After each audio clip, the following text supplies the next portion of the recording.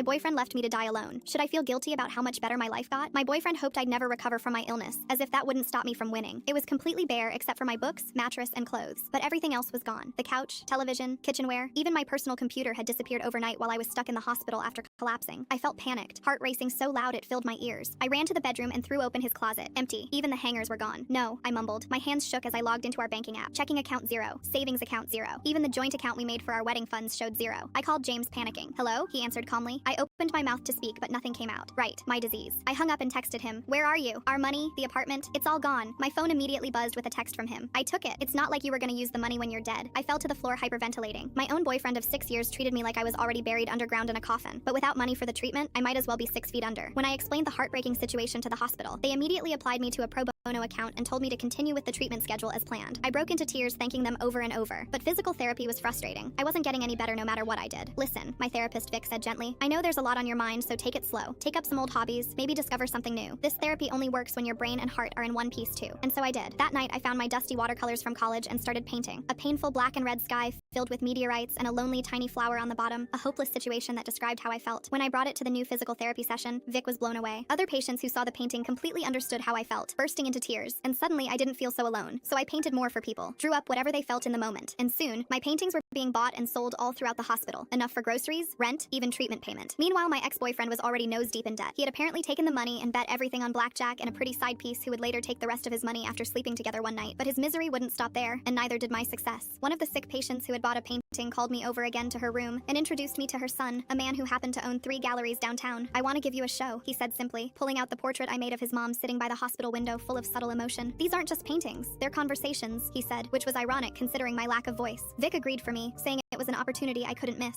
and he helped me prepare every single day. He spent every moment giving me courage, and he became the inspiration to my masterpiece. When he saw it, he stared for a long time. That's us, isn't it? I nodded before leaning over and kissing him, surrounded by all the finished paintings he'd helped create. Opening night was perfect until my ex walked through the gallery door, drunken and angry. Look at you, doing well without me. Never expected you to, survive? He burst into laughter at people's disgusted expressions. So how about 10 grand for good old friend, since technically if it wasn't for me, you wouldn't have all this, right? I couldn't speak to tell him off. Instead, I grabbed a paintbrush and painted a large black X on his white suit. My ex reached out to grab me, but Vic pushed him back right on time. She said no. Leave or what? He mocked. 2 officers rushed in right at that moment. People clapped as he got detained. And funny enough, because of the crazy backstory with the ex, the prices of my paintings ended up tripling during bidding, giving me just enough to retire that night if I wanted to. But I had one more painting to go, the most important one that would later be sold for $3 million.